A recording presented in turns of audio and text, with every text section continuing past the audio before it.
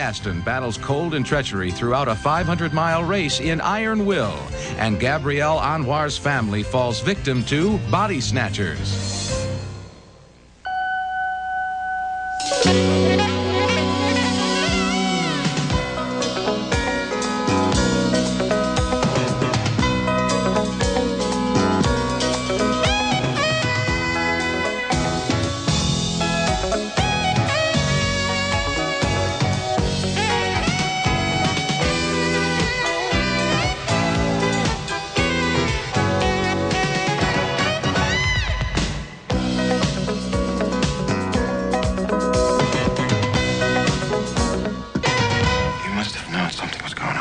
Yes, I thought you were working late. Are you in love with her? Richard Gere is tortured by the choice between his wife, Sharon Stone, and new flame, Lolita Davidovich, in the melodrama Intersection, one of 5 new pictures we'll be reviewing this week on Siskel and Ebert, along with movies about basketball players, dog sled racers, body snatchers. We cover the earth. I'm Gene Siskel of the Chicago Tribune. And I'm Roger Ebert of the Chicago Sun-Times. Our first movie is Intersection, and this has to be one of the dullest, dreariest tearjerkers ever made. What can you say about the story of a man who has to choose between 2 women, one who is cold, one who is warm, and both of whom are completely uninteresting? The movie stars Richard Gere as an architect who's been married to his partner Sharon Stone for 16 mostly loveless years. Even their arguments seem strangely lacking in passion. Vincent, are you all right? What do you mean, am I all right? Sonny, you're acting a little crazy. But now that Gere has left Stone for another woman, it's strange, but they feel a renewed attraction to each other. I don't think this is such a good idea. I don't think we can come here every day to the same office. The other woman is a magazine writer played by Lolita Davidovich. Gere keeps talking about how they're going to build a new house together, but somehow she has her doubts. I'll go get the car this afternoon so we get started pretty early. What? Why do you do that? What do you mean? Why do you leave it at her place? Because I don't need it in town. Why don't you leave it at my place? Because we have your car there. It's convenient. There's a garage. Why are you doing this? Please stop. I don't want to do it anymore. You don't live with her anymore, but your car still does. Is that it? What else do you leave there? A toothbrush? The 2 women meet at the opening of a museum Gere has designed. Davidovich knows about his 13-year-old daughter, but this is the first time she's met his wife. Well, it's nice to have met you. At last. Likewise. Intersection is a throwback to the tearjerkers of 40 or 50 years ago, those weepy movies starring people like Joan Crawford in melodramas where a surprise ending allowed everybody to be noble and sad at the same time. This movie depends so much on how it ends that the story is almost entirely a flashback, and yet the big surprise development when it comes is cornball and way too neat. Another problem is none of these characters are the slightest bit interesting. Well, that's the big factor. Yeah. I mean, he's given a choice, and as you said, who cares? No one cares. And then the film doesn't even hold him to any standards. Why did he get involved in this relationship with Sharon Stone? Yeah. With Sharon Stone? Oh, yeah. I mean, in other words, was he in it for the money? I mean, he isn't challenged on that basis. No, it shows that there was something wrong right at the beginning in why they're getting married, but that is never explained. And then later on, what do they hate each other? Do they like each other? Nothing. First they fight, then they like each other. Then they fight, then they like each other. This is completely, the Davidovich character, for a magazine writer, she's an awful simp, I think, Yes, throughout she this is. picture. Yeah. This is completely underwritten, and I'm telling you, people who are going to hear Sharon Stone and Richard Gere, and they're going to think hot sex. Yeah. There's none in it. They're going to think violence, none in it. The sexiest moment in the entire movie was the charade game where they were trying to figure out the title, Tale of Two Cities. And you figured that out real quick. I figured it out a lot faster than she You did. Yeah. Okay, next movie, and our next film is The Air Up There, the latest attempt to cash in on the professional basketball craze, and this is a comedy and an African travelogue as well about an American coach going to Kenya to recruit a college player. Kevin Bacon is the coach, and he sees the raw athlete named Salah, played by Charles Gitanga Maina, as his own ticket to coaching stardom back in the States. Do you have any idea what it's like to play against top players in a championship game? It brings out talent that's been sleeping inside your body. It's talent that you never knew you had. I mean, it's like suddenly you could fly. I often think I would like to fly. The air up there couldn't be more predictable, but it's clear all of the Kenyans involved in the making of this film are having a great time, and their joy does come across in scenes like this training sequence as Coach Bacon prepares the Wanabe tribe for the big game against the rival Big City team. I'm Mingori Mining. I've just stolen your cattle. Now, I'm going after your family. That hoop is your boma. If I get past you, I'll get you. Yeah, right. Kill me. But next time, do it without touching me. That's defense. The Kenyans are fun, but the game, well, it's predictable. Yes! That's our guy. That's him. Tell me you've got him locked up, Jimmy. Tell me you've got him locked up. Only if we win. Go Wanabe! The Kenyans are so enjoyable, I wish that this story were written brighter. I also would have liked to have it follow the character of Sala back to the United States and see what his life would be like on campus. That could have held some real promise. But basically, The Air Up There is a kid's movie, and that's why I only enjoyed, I think, parts of it. I'm pretty close to you on this. You know, in every movie of this sort where the underdogs have got to win the big game, they're always behind at halftime. Right. And something happens at halftime, and then they go out there again. But this is the first one where they are told at halftime, hey, now we're going to give you basketball shoes. And then, sure enough, they can play better, just like in a Nike ad. Yeah.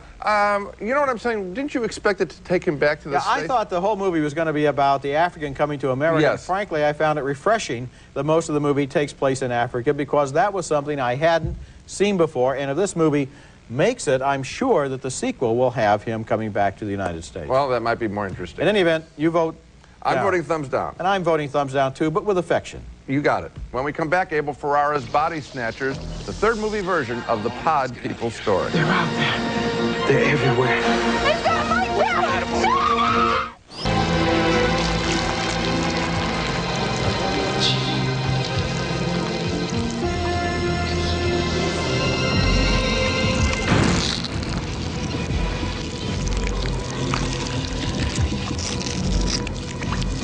Gabrielle Anwar is the star there in Body Snatchers, looking a lot differently than she did when she did the tango with Al Pacino in Scent of a Woman. She is one of the potential victims of the Pod People, visitors from outer space who have arrived on a U.S. military base. Their method of attack is very simple. Those slimy tentacles suck the life from the bodies of human beings, and then the pods perfectly duplicate the people they've killed. You can't tell them from the originals except for one clue. They don't have human emotions. Shortly after that bathtub scene, Anwar's mother, played by Meg Tilly, who is already a pod person here, watches happily as a pod sucks the life from her husband, played by Terry Kinney. Dad! God, no, Daddy, no! Wake up! Daddy! Daddy!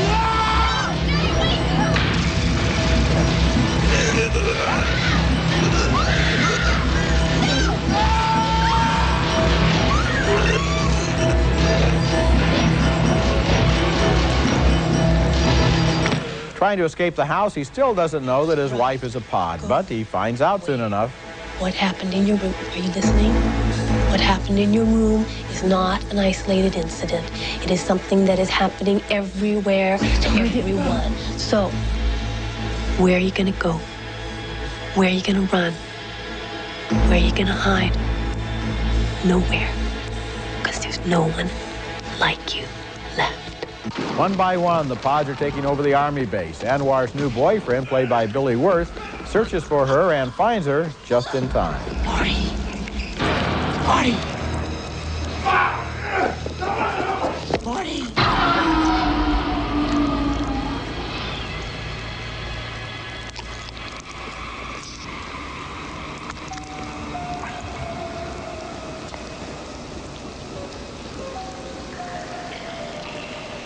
Tim?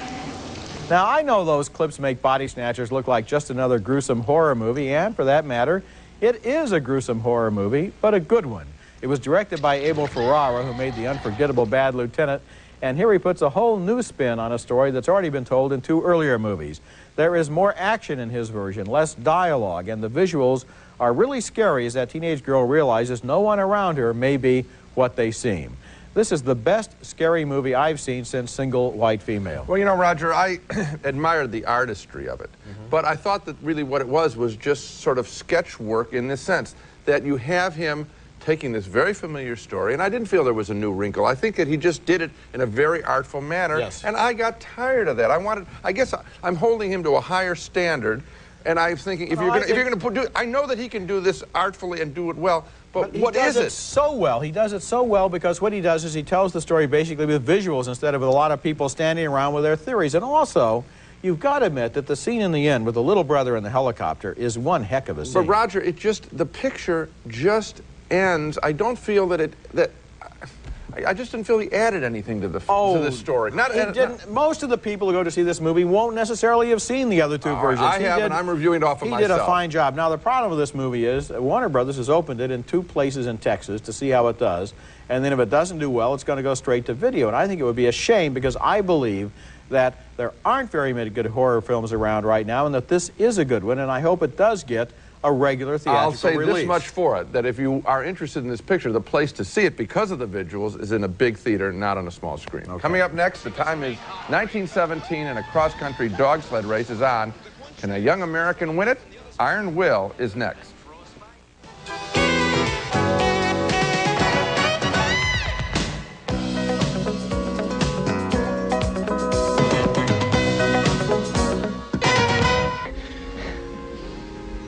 Don't have to die for it. If we lose the farm... We'll lose it fighting.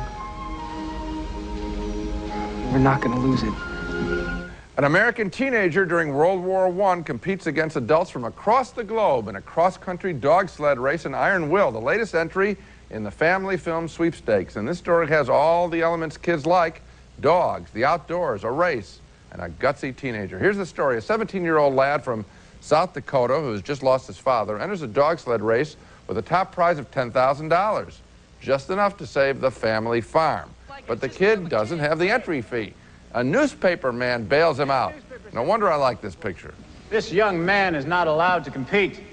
The 20 million Americans who daily read Kane papers will loudly cry, "Foul!"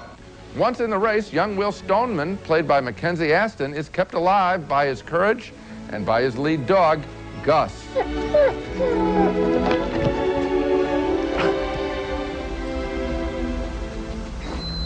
Gus. Oh, I fell asleep, didn't I? I would have died if it wasn't for you. As the race continues, the tenacious kid, now nicknamed Iron Will, becomes a folk hero as he traverses the countryside. You're on the front page every day. Every paper from here to New York City.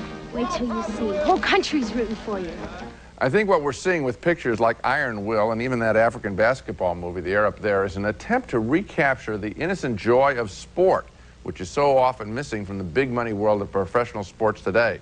While big-time athletes are getting attacked with steel rods and being knifed in the back, the movies, I think, are wisely offering a fantasy alternative. Iron Will is a formula story, of course. My mind raced ahead of it. But I wonder about the kids it was made for. I suspect they'll cheer. And I did hear cheering when I saw it. That may be so. I didn't cheer. I actually thought that Disney made a better picture a few years ago called White Fang, which is also about the North and about dogs and about dog sleds, and it was better photographed, too. This film is awfully predictable. And, you know, although I can imagine that a young kid, especially maybe a young boy, might enjoy it, it just really didn't try to be anything more than that.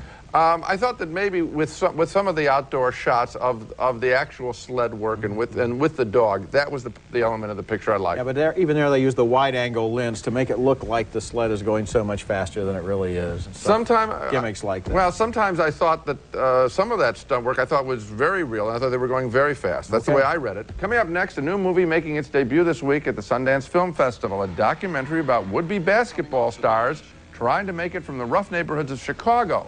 Hoop Dreams is next. Sundance Film Festival, a premier showcase for independent films, the movie world will be discovering a very special documentary called Hoop Dreams, which follows 2 inner-city Chicago youngsters on their quest for basketball stardom. A most ambitious project. The Hoop Dreams production team follows the boys for 5 years, from their freshman year in high school through their freshman year in college. And what a story we get. Here we first meet young William Gates as he is sent off from his home in the projects to a mostly white middle-class suburban Catholic high school that specializes in recruiting black basketball stars. Why did you leave the ball before you? He asked me, do I want to be a great player? And I keep saying, yeah. He said, for 4 years, I'm going to be on you every day. So he said, you might as well get used to it now. Elsewhere in town, young Arthur Agee also attends St. Joseph's, but when his parents can't come up with his partial tuition money for the school, he ends up playing for his neighborhood high school team. If he was going out there and he was playing like they had predicted him to play, he wouldn't be at Marshall. Economics wouldn't have had anything to do with him not being in St. Joseph. Somebody would have made some kind of arrangement, and the kid would have still been there. He's not making it like they thought he was going to make it on the basketball court, so he's not there. Simple as that. Hoop Dreams runs nearly 3 hours, and the extra running time lets us follow the rising and falling fortunes of these athletes, like when William Gates suffers a knee injury and is tested by 2 crucial free throws in a junior year playoff game. Then Arthur Agee does make it to the state finals, but he's unable because of bad grades to get into a 4-year college. If I set my mind, I can go. I can go. Get in good college, I can go. But if I don't, I ain't gonna be no drug dealer, cry about it, come back and, stick up gas stations or nothing like that, Probably going to comedian or architecture, something like that. I'll tell you how good Hoop Dreams is. I couldn't wait until the end of the picture to see what ultimately happens to these kids. We learned that in a series of titles flashed across the screen, but I'm hoping for updates as their lives progress. In a few years, I'd like to see another documentary on them, a documentary on chasing the NBA dream and the often harsh realities along the way. Hoop Dreams will play this week and next at the Sundance Film Festival. I'm sure it's going to be received well there. So let me add my congratulations to those that are going to be earned by director Steve James and photographer Peter Gilbert. They have made a special film. Boy, they sure have. This is one of the best films about American life that I have ever seen. And for 3 hours, I was just totally absorbed by the story of these 2 families, really. It's not just the kids, but their families. And we get so many images in the movies of black inner city characters with guns and drugs and gangs. Here are families that are struggling to make it. You don't hear all the 4-letter words or the 12-letter words. You see dinner on the table at night. You see kids getting up before dawn in order to take an hour-and-a-half commute to go to school. You see them trying to study, and then at the same time you see the way their basketball skills are really manipulated, even at the high school level, before they ever get to college, by people who want to make use of those skills. It's a movie that just raises so many questions and has so many insights. And on the movie level, these are 2 characters. I think there are people who, when they hear documentary, they think they back off.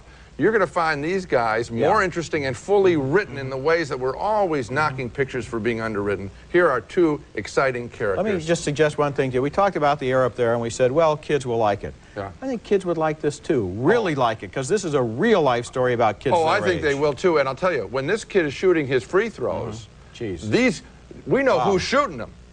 And that's terrific. Coming up next, a better Richard Gere film than Intersection, also about a man who can't commit to a woman. Our video pick of the week is next. Video pick of the week, and I've selected a better Richard Gere film than Intersection. It would be hard not to. My recommendation is American Gigolo, which Gere made 15 years ago, also playing a character who has trouble committing to women. But this movie was innovative at the time. He played a high-priced stud on the make, here involved with a wealthy LA wife, played by Lauren Hutton. No, Michelle, I'm really not part of your problems. I'm certainly not the solution to your problems. I brought money. Gere's acting style also seemed fresh, as if he actually were a great-looking rube playing in a world of money and power that was way over his head. Why are you trying to frame me? The young Richard Gere there, an actor who took chances being vulnerable, that's still his trademark, but we saw it first really in Paul Schrader's American Gigolo, our video pick of the week. Now let's recap the movies we reviewed on this show. 2 thumbs down for the miserable Intersection, with Gere torn between 2 underwritten and underperformed female characters. 2 thumbs down, but just marginally, for The Air Up There, the African basketball movie. The Kenyans are fun. The retread story, however, overwhelms them. A split vote on Body Snatchers, director Abel Ferrara's take on the sci-fi horror classic. I found it to be more of a sketch than a fully developed story. Roger enjoyed the whole thing. A split vote on Iron Will, the dog sled racing picture. Roger was bothered by the formula plot. He's right, it has one. I still thought that the boy and his dog offered some compensation. And finally, 2 very enthusiastic thumbs up for Hoop Dreams, an epic documentary about a couple of inner-city kids who dream of becoming basketball stars. Through their eyes, we see an unforgettable portrait of American urban reality. The film debuts this week at the Sundance Film Festival, and that's the one. Earlier I said that Body Snatchers is playing in a couple of places in Texas. Actually, it's playing in Austin and in Sacramento, California. So if you live in either one of those places, go to see it. At least you can see it on a big screen. Okay, that's it for this show. Next week we'll be back with reviews of more new movies, including a controversial film, I'll Do Anything, starring Nick Nolte and Albert Brooks, and the story of the ups and downs of an out-of-work actor. And Blink, starring Aidan Quinn as a Chicago cop, and Madeline Stowe as a blind woman who regains her sight only to become a murder witness. That's next week, and until then, the balcony is closed.